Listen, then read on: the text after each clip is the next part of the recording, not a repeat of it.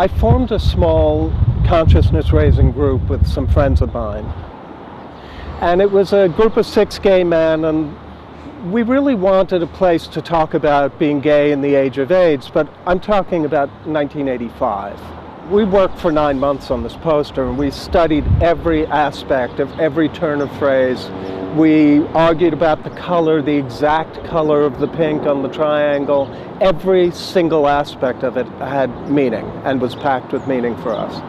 It was partly speaking with the voice of authority and appropriating authoritative space and advertising vernaculars, but it was also speaking very directly to a lesbian and gay audience at the same time. In terms of the meaning of silence, politically it has 2 very specific meanings.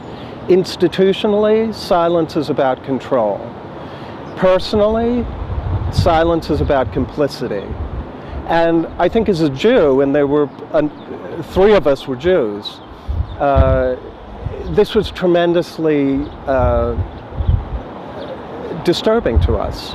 Because to a Jew, when you see something happening and you're silent about it, you're participating in it, whether you want to or not, whether you know it or not. There were support groups, there was some political activity, there were service organizations, but ACT UP hadn't come along, so there wasn't really a place to talk about certain issues. So we met every week. We structured it like a potluck, and we started out, talking about fears of sex, boyfriends, loneliness, but every week we would end up talking about politics. Every single week it would go back to institutional homophobia, access issues, racism. We always ended up there. In particular, we were very clued into the idea that there was a politic going on, that there was a political context which no one was talking about at the time. And that really was the jumping off point for the poster. There were a couple of articles written about, Buckley called for tattooing of HIV positives. That created a stir. But there wasn't really any voice. There was no response. So it was silent on all these different levels, politically, from a community perspective, and dialogue was what was missing. There was a lot of press reports, people talking at you, but there was very little dialogue. Almost any conversation that involves dissent eventually will be neutralized institutionally, in America in particular.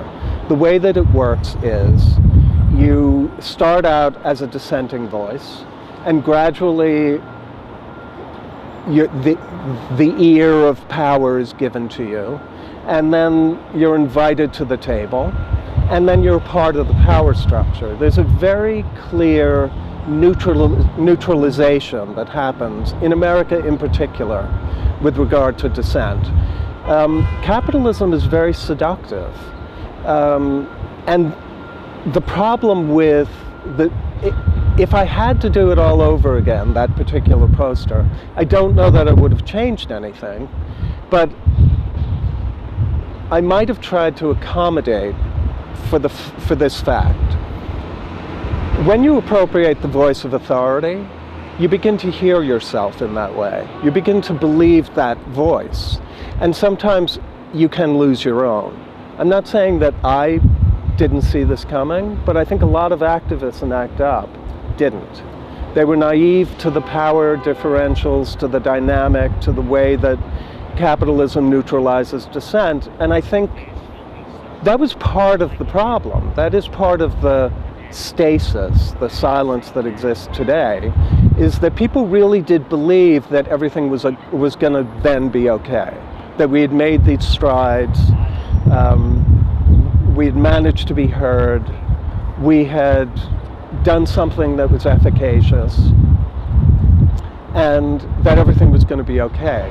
The thing to bear in mind about the repression of dissent, or the repression of conversation, or the institutionalization of silence, if you want to think about it that way, is it never goes away. It didn't go away during that moment. It appeared to to people who felt empowered by hearing their voice. But it never goes away, and it's a constant struggle.